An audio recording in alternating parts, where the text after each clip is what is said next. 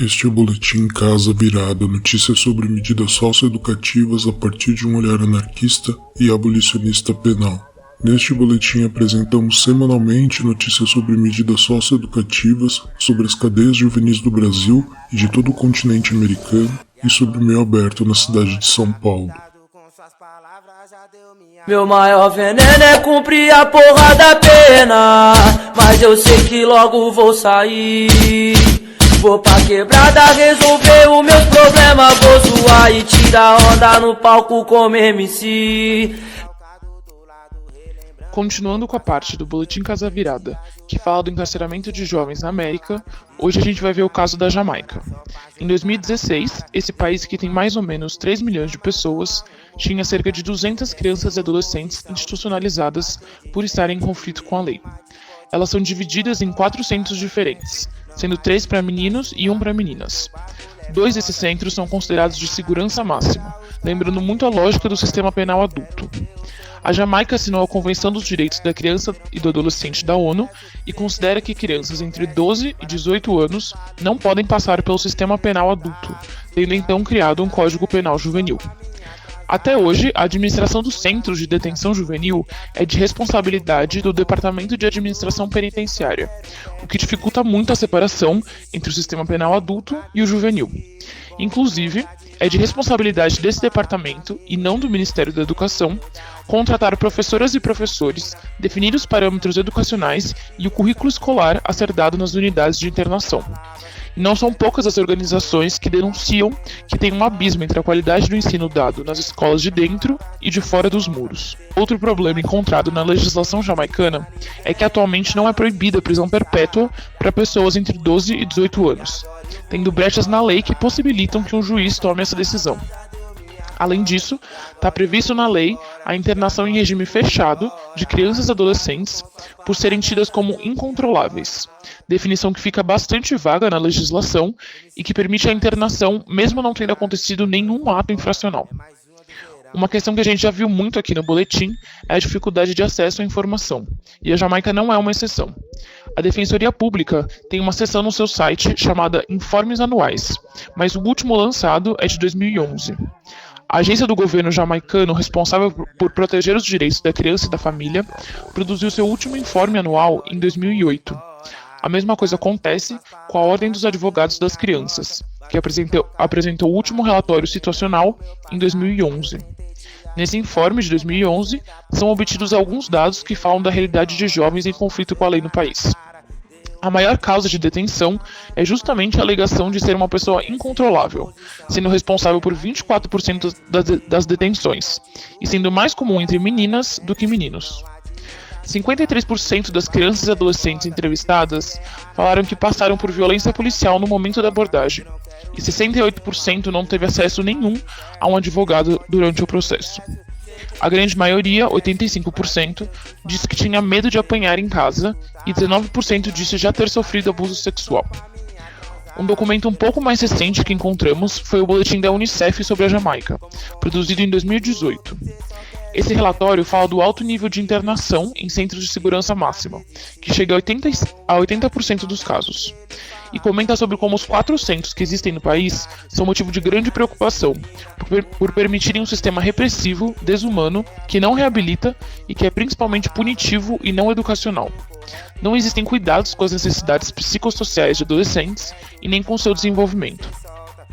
O relatório também denuncia o fato de o sistema educacional ser controlado pelo Departamento de Administração Penitenciária, o que faz com que essas crianças e adolescentes tenham acesso a uma qualidade muito inferior de ensino, e conta que no centro de detenção feminino, as meninas têm somente 2 horas de aula por dia.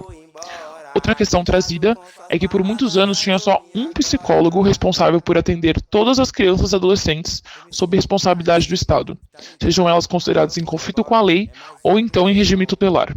Hoje em dia são 4 profissionais para 1.500 crianças e adolescentes, mostrando que ainda falta muito para que se tenha qualquer tipo de cuidado com a situação emocional dessas e desses jovens que já têm seus direitos violados todos os dias.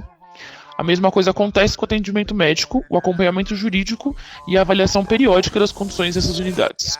Segundo o relatório, todos são praticamente inexistentes e permitem que o descaso e a violência sistemática continuem. Fundação Casa evoluiu, o meu grau de ódio, tratado como os animais, pior que um zoológico. O Alagoas 24 Horas publicou em 31 de março que um jovem de 20 anos foi assassinado na unidade de internação masculina em Maceió, Alagoas. Foi espancado até a morte e teve o rosto desfigurado, de acordo com a matéria. Um dos jovens presentes em sua cela assumiu a autoria. O presidente do Sindicato dos Agentes de Segurança Socioeducativo e Prestadores de Serviços do Sistema Penitenciário do Estado de Alagoas disse ao Alagoas 24 Horas que a vítima estava sendo mantida em local irregular, já que era maior de idade. Lembramos que toda morte dentro de unidade de medida socioeducativa é sim de responsabilidade do Estado. A Folha Dirigida publicou em 31 de março que, apesar da pandemia, os preparativos para um novo concurso no Degase continuam no Rio de Janeiro.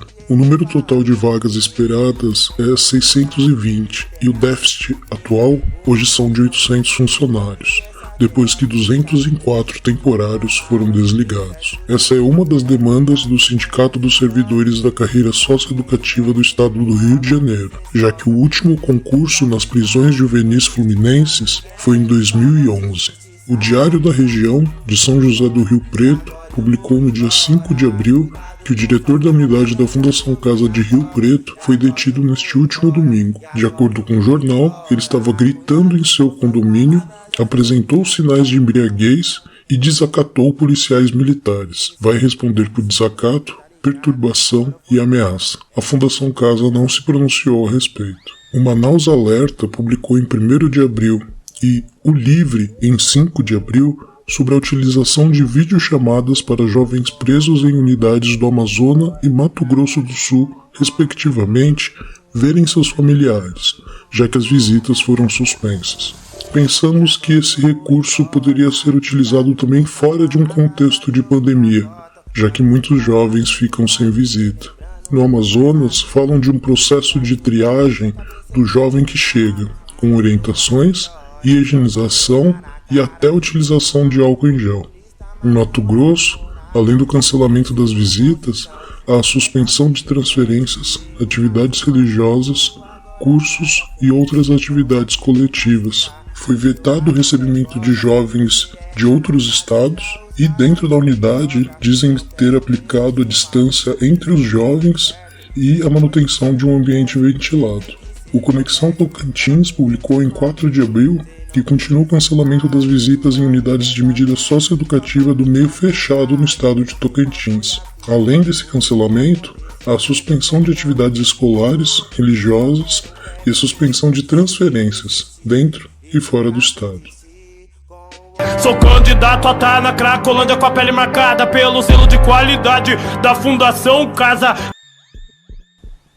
E essa foi a edição 62 do Boletim Casa Virada. Lembramos que aqui só falamos sobre o que sai na mídia no meio fechado e trazemos a reflexão de uma trabalhadora do meio aberto.